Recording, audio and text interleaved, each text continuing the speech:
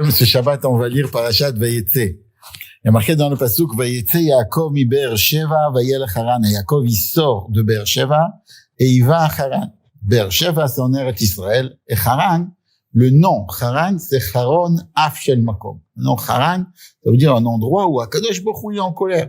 Ça veut dire des gens que là-bas, ils étaient très, très, très méchants.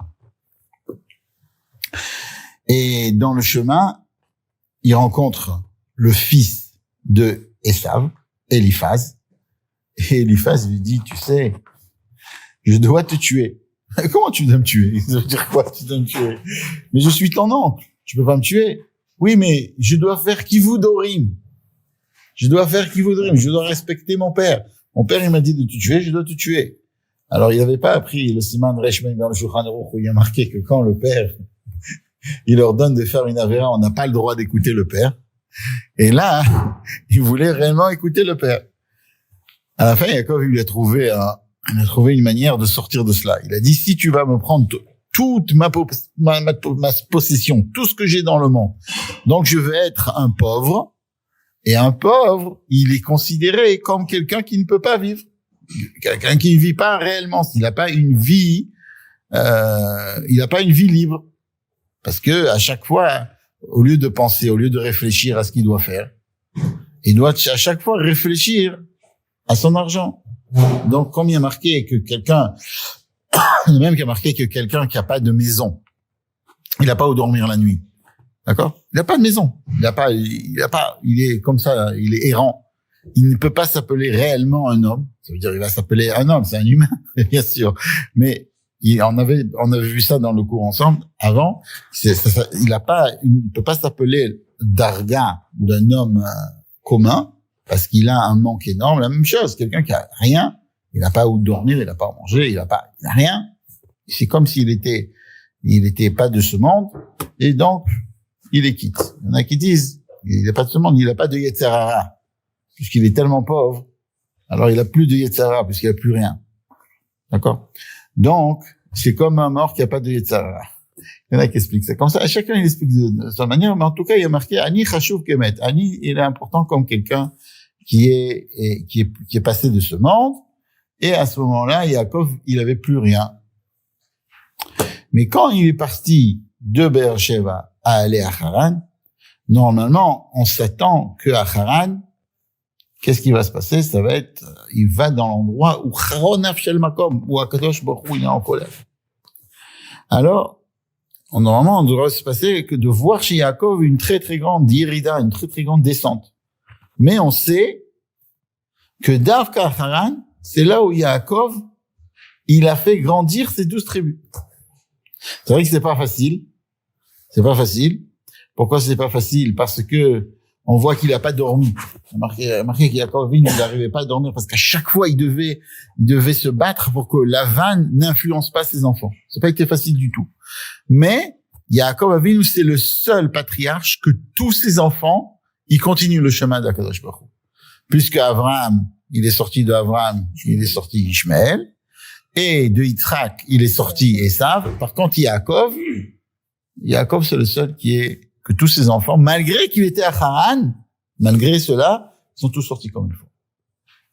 Et on dit que pourquoi? Parce qu'Abraham, sa mida, c'était le chesed. Le chesed, Abraham, il était connu, puisqu'il y a marqué que depuis qu'Abraham, il est né, le midat chesed n'a pas eu besoin de se dévoiler dans le monde. Il y avait Abraham qui était le chesed. Alors c'est sûr qu'Abraham, c'est un tzaddik, etc.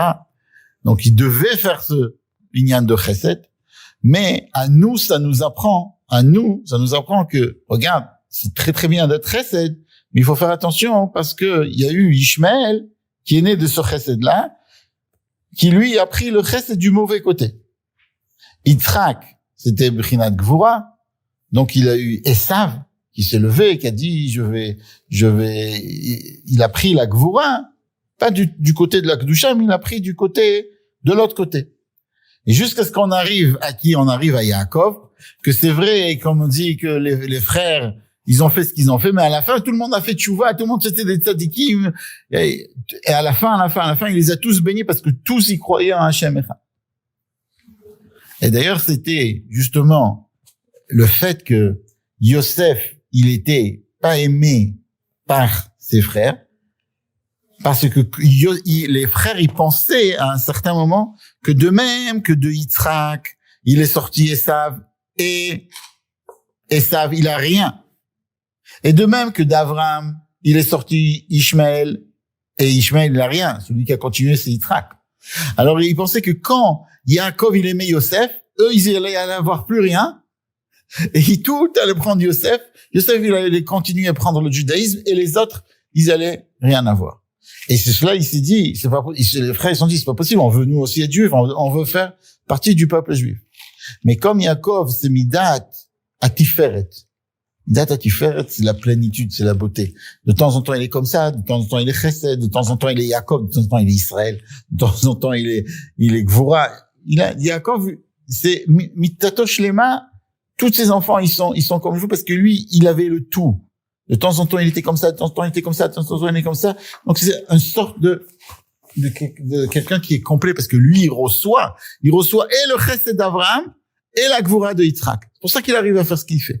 C'est grâce à Abraham et grâce à Yitzhak que Yaakov, il arrive à être ce qu'il est. C'est pas que lui, il est venu comme ça, il a dit, bon, non, c'est le fils. Il continue le chesed et la gvura. Il y avait quelqu'un qui voulait être absolument le père parfait, le père modèle. Alors, il a appelé sa fille parfaite. Ou parfait, son fils. Alors, il s'est dit comme ça, moi, je vais être le père de parfait. Alors, ça c'est une blague. Mais par contre, il y a Yaakov, mitatosh lema, comme on vient de voir, même là-bas. Et quand Yaakov, il sort, qu'est-ce qu'il fait? Il commence déjà le chinour de ses enfants, non seulement quand ils sont nés, mais bien avant qu'ils naissent.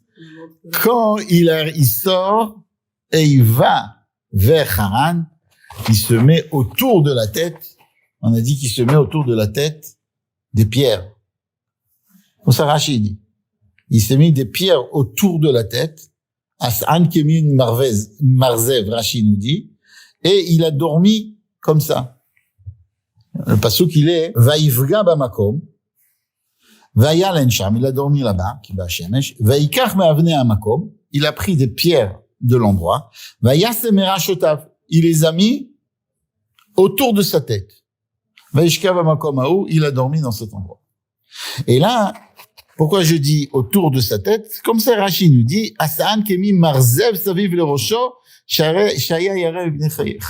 il a mis ça autour de sa tête parce qu'il avait peur des mauvaises bêtes. Et là, tout le monde pose la question, ça veut dire quoi? Comment, si tu as peur de mauvaises bêtes, si Chas Shalom, les bêtes, elles viennent de l'autre côté. Donc, ça va pas aider le fait d'avoir mis un marzev autour de sa tête. D'accord? Et normalement, on doit le mettre dessous. Tu veux dormir. Mais c'est vrai que c'est un petit peu dur de dormir sur une pierre.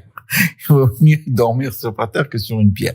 Mais, la chassidoute, elle explique que quand il a mis ça autour de sa tête, ça veut dire quoi? Ça veut dire qu'il a empêché l'influence de l'endroit de rentrer dans sa tête. C'est quand même marqué dans le passage qu'il y a Gia Kapecha Kitochel. Quand il va travailler, ses mains, elles vont travailler. Mais sa tête, réellement, elle va être attachée avec Akadosh Baruch Hu. Elle va être attachée avec sa famille. C'est vrai, il doit travailler, il doit mettre son intellect dans le travail. Mais sa vraie chokhma, elle doit être attachée uniquement avec sa famille. On dit, c'est quoi la différence entre un sage et un intelligent? Et tous les deux, ils sont intelligents. L'intelligent, qu'est-ce qu'il va faire? Il va avoir une idée. Et cette idée qu'il va avoir, il va essayer de la développer. Et très souvent, l'intelligent, il a des idées qui sont très mavrikim, comme on dit en hébreu, c'est-à-dire qui brillent. Mais l'intelligent, le chacham, pas l'intelligent, le sage, il arrive à voir qu'est-ce qui va se passer après. Non seulement il fait les choses parce qu'il a de l'intelligence, mais il arrive à calculer qu'est-ce qu'après va se passer à cause de ce qu'il a fait maintenant. Et ça, c'est Yaakov. Yaakov, quand il est chacham, quand il va à Beersheva, il se met quelque chose autour de la tête, il se dit, Yagia kapecha kitochel. Quand je vais venir à travailler, je vais mettre uniquement mes mains dans le travail. Mais ma tête, je vais la laisser de côté. Et là, qu'est-ce qui se passe? Akadosh Baruch Hu, il dit à Yaakov dans le chemin, il lui dit, Uparatzta yama vakedma vetzafona vanegva. Normalement, il y a marqué dans la Torah que chaque fois que tu dois tourner, tu dois toujours tourner vers la droite. D'accord? Donc, il y a deux possibilités. Ou de tourner du côté de la montre, ou de tourner de l'inverse du côté de la montre, ça dépend où tu te trouves. Puisqu'il y a marqué que tu dois aller à droite. Donc, normalement, le seder, il aurait dû être comme ça. Il aurait dû dire, ou yamatzafon akenma vanegva, ou il aurait dû dire, contre le côté de la montre, il aurait dû dire, yama vanegma, vakedma vetzafon.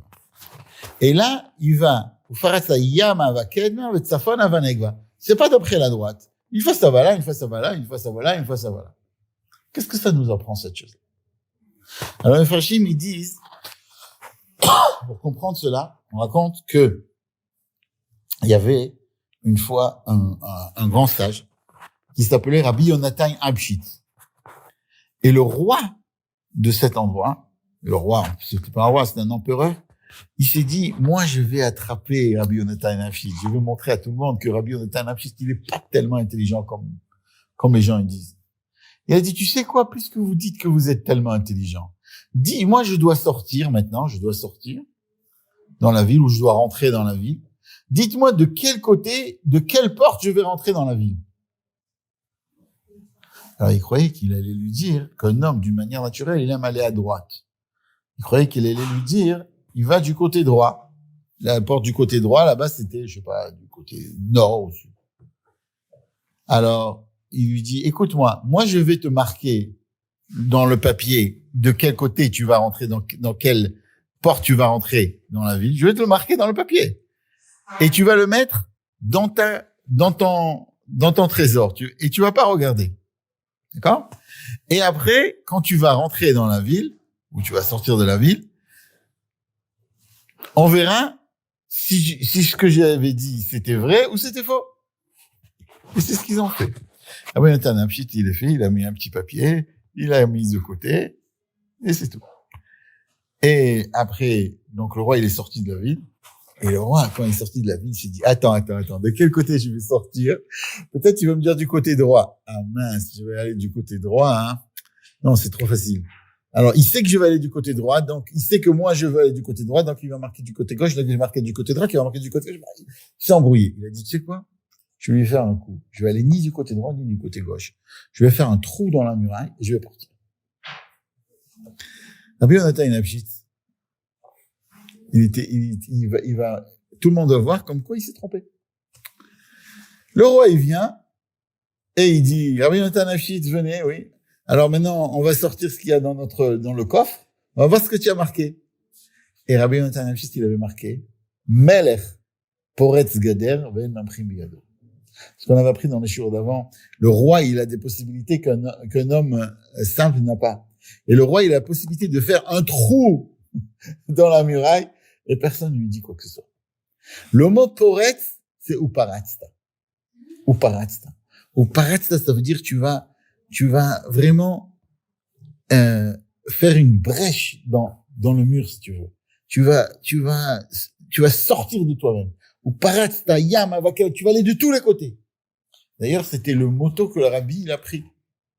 Le rabbi, il a pris le mot uparatzta. Il y a eu un chant qui s'est fait c'est un chant qui est basé sur un chant du Sefer Nigunim qui l'ont mis sur les mots de uparatzta. Il y avait un grand rav qui s'appelait Rab Marton. Lui, il a pris ce chant de Sefer Nigunim et il a mis uparatzta, comme ça. Et il y avait quelqu'un comme ça qui voulait dessiner le uparatzta. Alors, il a pris comme ça, il a pris un mur, il a fait un dessin d'un mur, et il a fait sur le mur une voiture ou chose qui vient et qui casse le mur comme ça, et qui sort de l'autre côté du mur. Et il a amené ça au rabbi. Le rabbi lui a dit non. Si tu veux dessiner quelque chose, essaye de dessiner un arbre qui a des racines partout et qui qui soulève le mur. Qui soulève le mur, après le mur, il est plus là. Mais pas cassé. Et ça, c'est uparatzta. Quel rapport? pourquoi c'est marqué comme ça dans ce cèdre-là? Pourquoi c'est pas marqué du côté droit qu'il a été au Faratzta, comme on a dit? Parce que au Faratzta, c'est qu'on doit aller de tous les côtés. Il y a pas, tu vas à droite, après tu vas encore à droite. Tu vas aller de tous les côtés. Tu connais quelque chose, tu l'enseignes. Tu vas pas d'après l'ordre. Au Faratzta, c'est vrai que tu vas pas d'après l'ordre. D'un côté, au Faratzta, tu dois pas casser. Tu dois pas casser les choses qui sont autour de toi. Tu dois le faire d'une manière naturelle. L'arbre, il vient, il pousse, il a des racines, doucement, doucement. Et tu vas de partout, sans casser tout ce qui est autour de toi. Mais, c'est vrai, mais il faut aller de tous les côtés. Il faut pas se dire, moi je suis normalement, d'après la loi, d'après la logique, tant que je connais pas tout bien le Shulchan Aruch, je peux pas enseigner à mon ami. Non, tu connais Aleph, tu enseignes Aleph. Tu connais Bet, tu enseignes Bet. Et, t'as une question? Vas-y. Après, c'est des courants, la balance. Et si tu veux, on va voir ça après, le fait de pas casser, mais de continuer la chose d'une manière de Ofarat. On va le voir après, quand Yaakov, il arrive à Haran. Et là, on va voir vraiment le Shilouv, le Chesed et la Gvura de Yaakov. D'un côté, il y a marqué, tout le monde sait que Yaakov, il s'est marié avec 2 sœurs. Et normalement, il y a marqué que Isha el-Achota, lotikach litzro. Pourquoi lotikach litzro? Parce que c'est pas bien de se marier avec 2 sœurs. Parce qu'une sœur, d'une manière naturelle, elle aime d'un côté sa sœur, et de l'autre côté, elle est jalouse de la femme de son mari.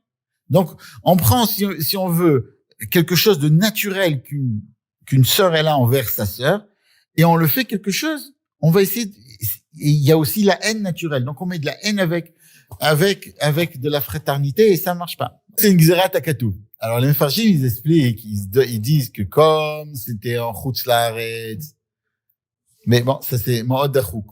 Alors, il y en a qui disent que comme elle se sent convertie, alors comme une femme qui se convertit, c'est comme si elle naît depuis le début.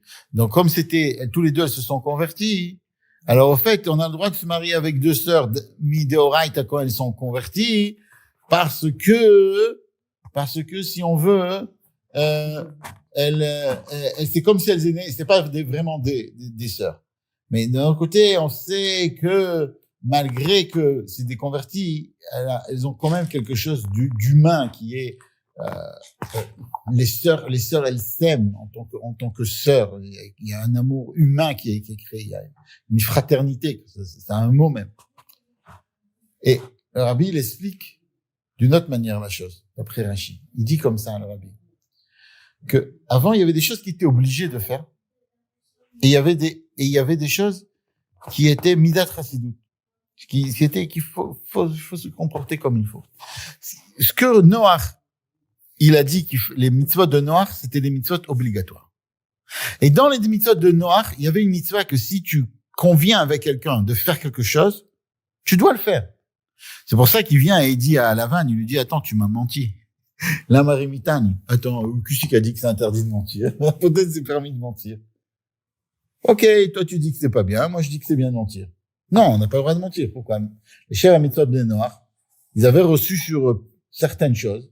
Et une des choses qu'ils avaient reçues sur eux, c'est de pas mentir. D'accord?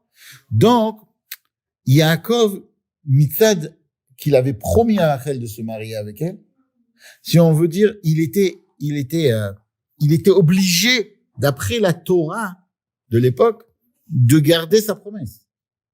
Donc, il était obligé de se marier avec Rachel puisqu'il a promis cela. Maintenant, de garder ce qui est marqué dans la Torah, à l'époque, c'était midat chassidut. Ça veut dire c'était quelque chose de bien, c'était un niveau. Et comme c'était un niveau, de garder ce qui est marqué dans la Torah. Alors, de regarder vraiment ce qui est marqué dans la Torah, oui, mais là, c'était pas marqué dans la Torah puisque c'était des convertis, comme on a dit.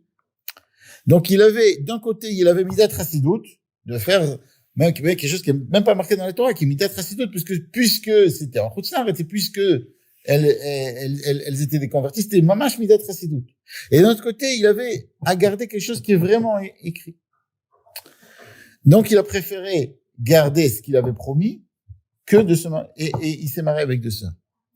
Mais qu'est-ce que ça nous apprend, ça, à nous? Ça nous apprend à nous que des fois, on veut faire bien, on veut faire des midot chassidut, etc. Mais on oublie l'essentiel, on oublie ce qui est marqué. Des fois, nous, on est déjà Rocho Magia Shamaim, on a la tête en haut, et autour de nous, les gens, ils sont pas exactement à ce niveau-là. C'est quand même marqué, il y a une histoire sur Rabbi Levi Yitzhak Berditchov. Rabbi Levi Yitzhak Berditchov, il a fait la shrita. Rabbi raconte cette histoire. Il a fait la shrita à une poule. Alors, il a voulu faire la bracha sur la shrita. Et il a eu des kavanotes. C'est là quoi, la shrita, on prend la bête, on la monte en haut, la neshama, des trucs, et la poule, elle va devenir une partie humaine, on va la manger Shabbat, c'est quoi la gdusha de Shabbat? Tellement il avait des kavanotes. À la fin, il y avait plus de poule. Alors, des fois, nous aussi, on fait ça. On veut être sadikim, etc. Mais notre entourage, des fois, il suit pas. Et il faut se rappeler que c'est vrai qu'on doit monter, mais il faut faire attention à ce qui est autour de nous. Et quand on fait attention à ce qui est autour de nous, quand on met un marzev autour de la tête, quand on met des pierres autour de la tête, quand on va aller travailler, on sait où c'est qu'on doit être. Et quand on fait comme Yaakov Avinu, que des fois on est chesed, des fois on est bonté, des fois on est dureté. Et quand on fait ce que comme Yaakov Avinu, qui fait ce qu'il a promis, il fait, et midat chasidut, des fois il repousse pour faire ce qui est mitzad et karadine quand ça touche l'autrui. Parce que pour soi-même, c'est sûr qu'on doit faire midat chasidut. Mais quand ça touche un autrui, alors on fait attention à celui qui se trouve autour de nous. Alors on peut avoir mitato shlema, même à Haran. Même si c'est dans un endroit qui est Haron Afshel Makom, Adraba, de Haron Afshel Makom, on va pouvoir le sortir. Comme l'arbre qui est au Paratsta, comme l'arbre qui va soulever les murs, qui va élever le mur, jusqu'à ce que le mur qui empêche de passer, il sera pas là, parce qu'on va l'élever. Alors, la même chose, un juif, il doit s'élever, et il doit élever sa famille et tous les gens qui sont autour de lui, jusqu'à la Géoula, Ametit Vashlema, Tekef Omiya Namash.